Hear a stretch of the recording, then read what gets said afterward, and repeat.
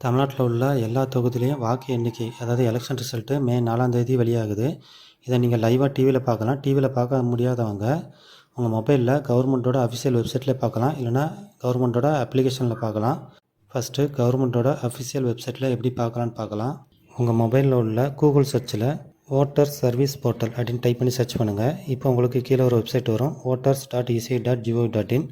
இந்த வெப்சைட்டை கிளிக் பண்ணுங்கள். இந்த வெப்சைட்டோட லிங்க்கு வீடியோட டிஸ்கிரிப்ஷனில் இருக்குது.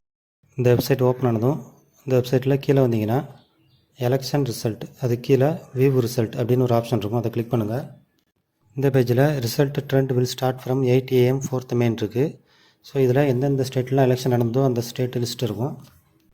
இதில் தமிழ்நாடை கிளிக் பண்ணி நீங்கள் தமிழ்நாடோட எலெக்ஷன் ரிசல்ட்டை பார்த்துக்கலாம். இது இப்போ ஓப்பன் ஆகாது, மே 4ஆம் தேதி 8 மணிக்கு அப்புறம் தான் ஓப்பன் ஆகும். அடுத்து மொபைல் ஆப் மூலமாக நீங்கள் ஓட்டு எண்ணிக்கை எலெக்ஷன் ரிசல்ட்டை பார்க்க முடியும். இதுக்கு உங்கள் ப்ளே ஸ்டோரை ஓப்பன் பண்ணி ECI நெட் இந்த ஆப்பை உங்கள் ப்ளே ஸ்டோர்லேருந்து இன்ஸ்டால் பண்ணிக்கோங்க. இந்த ஆப்போட லிங்க்கும் கீழே டிஸ்கிரிப்ஷனில் இருக்குது. இந்த ஆப் ஓப்பன் ஆனதும் இதே மாதிரி லாகின் ஆப்ஷன் கேட்டதுன்னா கீழே உள்ள ஸ்கிப் லாகின் கொடுத்துக்கோங்க. அடுத்து இதில் ஓட்டர் சர்வீஸ், அதுக்கடுத்து கண்டக்ட் ஆஃப் எலெக்ஷன் அப்படின்னு இருக்கும், அந்த ஆப்ஷனை கிளிக் பண்ணுங்கள். அடுத்து கீழே உள்ள கரண்ட் எலெக்ஷன் இந்த ஆப்ஷனை செலக்ட் பண்ணுங்கள். இப்போ இதில் ரெண்டாவது உள்ள எலெக்ஷன் ரிசல்ட் அதை கிளிக் பண்ணுங்கள்.